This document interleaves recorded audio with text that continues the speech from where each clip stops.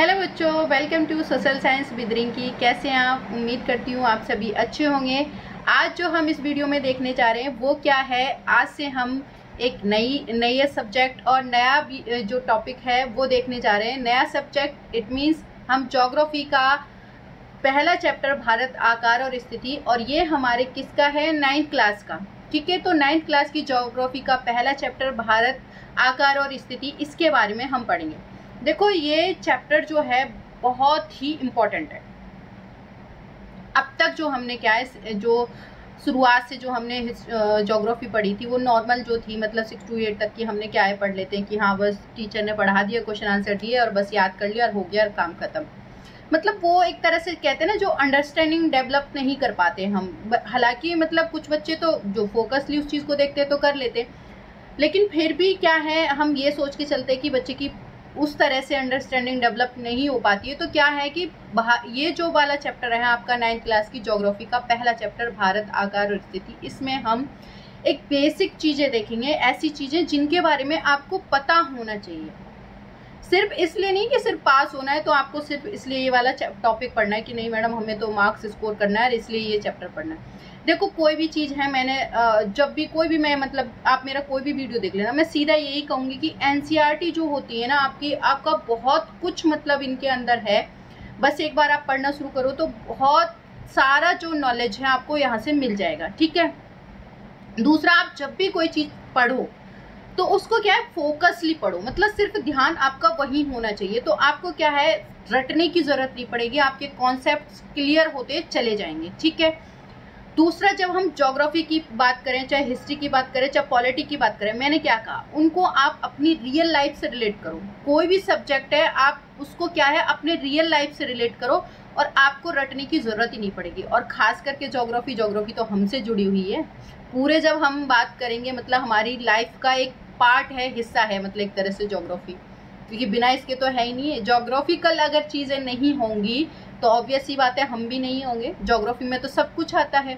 तो वही चीज़ है कि हम जो ये 9th क्लास का पहला जो चैप्टर है उसमें हमारे देश के बारे में पहली बात तो, ठीक है, तो आपको क्या पता नहीं होना चाहिए कि इंडिया है वो कहाँ वर्ल्ड के मैप पे कहाँ लोकेटेड है, कैसे है। जैसे अब आप देखोगे जो बच्चे मतलब 9th-10th में हैं, चलो उनको तो ये सोच लिया कि हमें ये चैप्टर इसलिए पढ़ना है कि बस पास होना है हमें और मार्क्स स्कोर करना है, मतलब ये।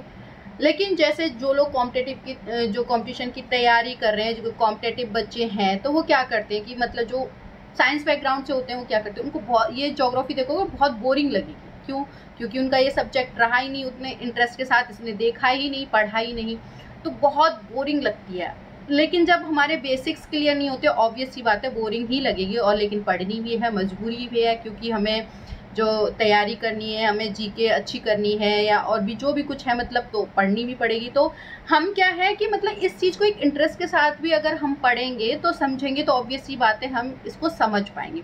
तो आप जो ज्योग्राफी है, मतलब ज्योग्राफी एक ऐसी चीज़ है जो मतलब मैं आपको मतलब जैसे फील करने वाली, कि आप इसको फील करो, मतलब एक तरह से कि उस चीज़ में खो जाओ। जब आप किसी चीज़ के बारे में पढ़ रहे हो तो उसको अज्यूम करो कि हाँ रियल लाइफ में ये सारी चीज़ें हैं।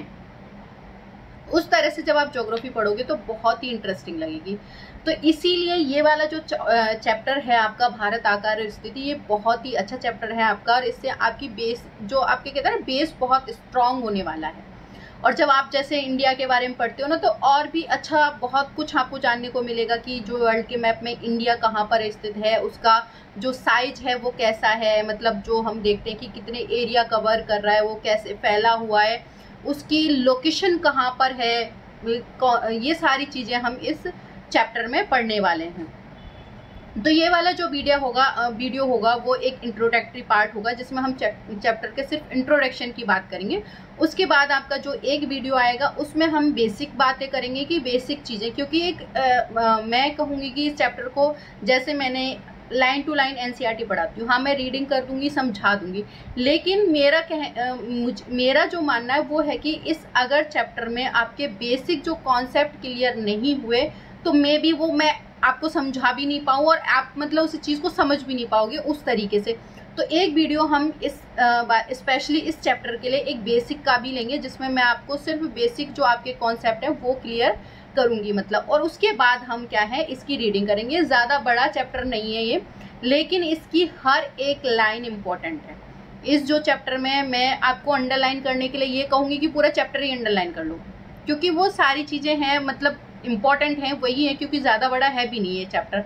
लेकिन ये चैप्टर समझने के लिए आपको वैसे तो बहुत छोटा चैप्टर लगेगा, लेकिन बहुत कुछ है इस चैप्टर के अंदर, और वो तभी मिल पाएगा जब आपका कॉन्सेप्ट क्लियर होगा।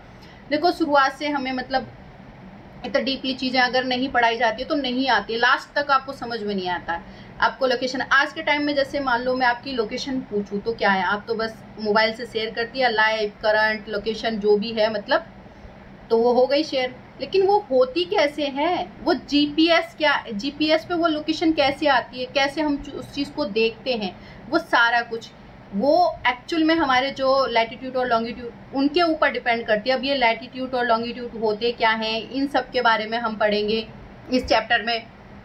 तो इस चैप्टर में हम बेसिकली जो भारत की 2 चीज़ों के बारे में बेसिकली देखेंगे कि भारत का जो आकार है वो कैसा है और इसकी स्थिति कैसी है, कि मतलब कहाँ ये लोकेटेड है या लोकेशन कहाँ है इसकी, कौन से अक्षांश पे, कौन से देशांतर पे है, ये अक्षांश और देशांतर आखिर में होते क्या हैं, साइज कैसे, इसका हम पता कैसे करेंगे। तो सबसे पहले हम क्या है इसकी लोकेशन लेंगे कि ये जो भारत की लोकेशन है।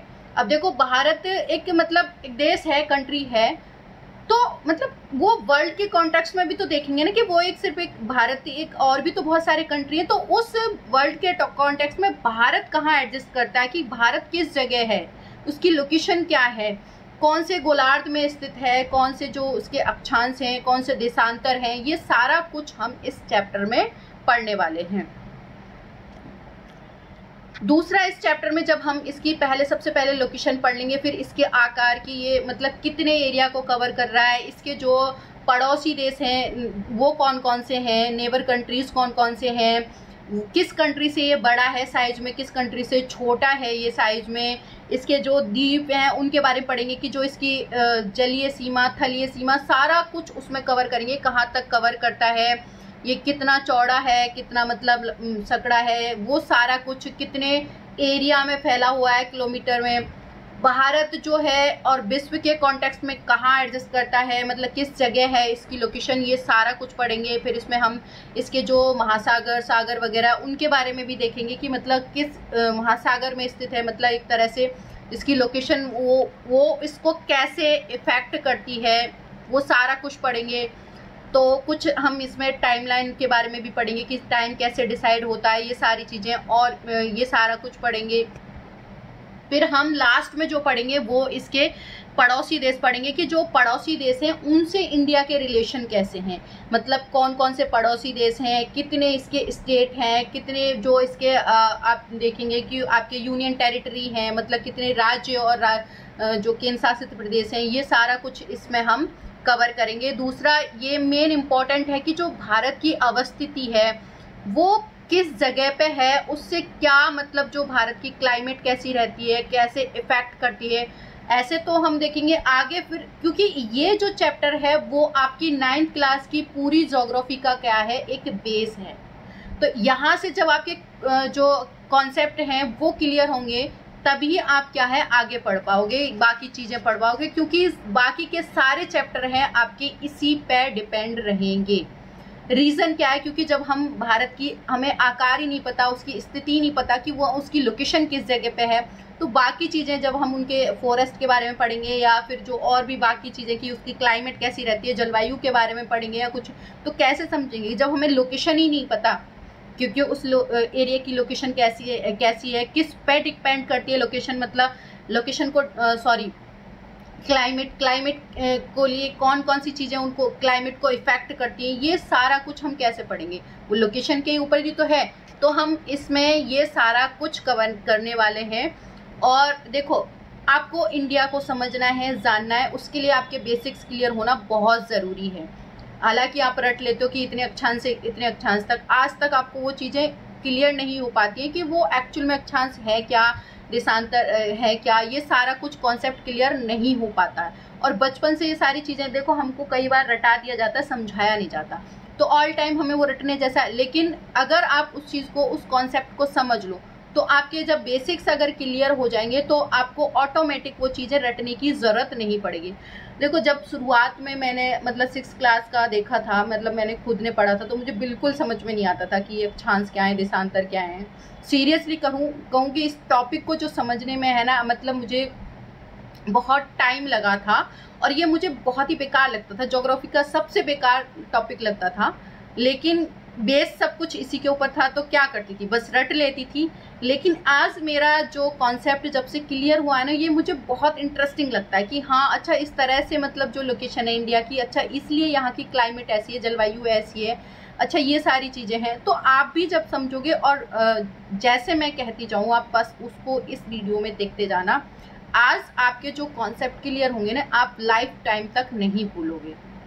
तो अभी तो हम इस चैप्टर में मतलब ये सारा कुछ कवर करने जाएंगे। ये सारा कुछ हमारा जो एक इंट्रोडक्टरी पार्ट हो गया कि हम इसमें ये सारा कुछ पढ़ने जा रहे हैं। उसके बाद जो हमारा नेक्स्ट वीडियो होगा उसमें हम देखेंगे कि इसकी जो लोकेशन है इंडिया की, वो कहाँ पर है और ये लोकेशन कैसे डिसाइड करते हैं, कि मतलब क्या होती है लोकेशन, किस तरह से इंडिया एडजस्ट करता है वहाँ पर, मतलब वर्ल्ड के कॉन्टेक्स्ट में देखेंगे हम सारा कुछ। इसमें हमारे बेसिक्स देखो, जिन्होंने 6th क्लास अच्छे से पढ़ी है उनके बेसिक्स तो इजीली क्लियर हो जाएंगे, लेकिन जिन्होंने नहीं भी पढ़ा तो उनके लिए नेक्स्ट वीडियो बहुत फ़ायदेमंद होने वाला है। उनके यहाँ पर जिसको नहीं भी आता है ना, इसके बारे में 6 नहीं भी पढ़ी, तो भी कोई टेंशन की बात नहीं है, यहाँ आपके बेसिक्स बिल्कुल क्लियर हो जाएंगे। थैंक यू सो मच, मिलते हैं नेक्स्ट वीडियो में।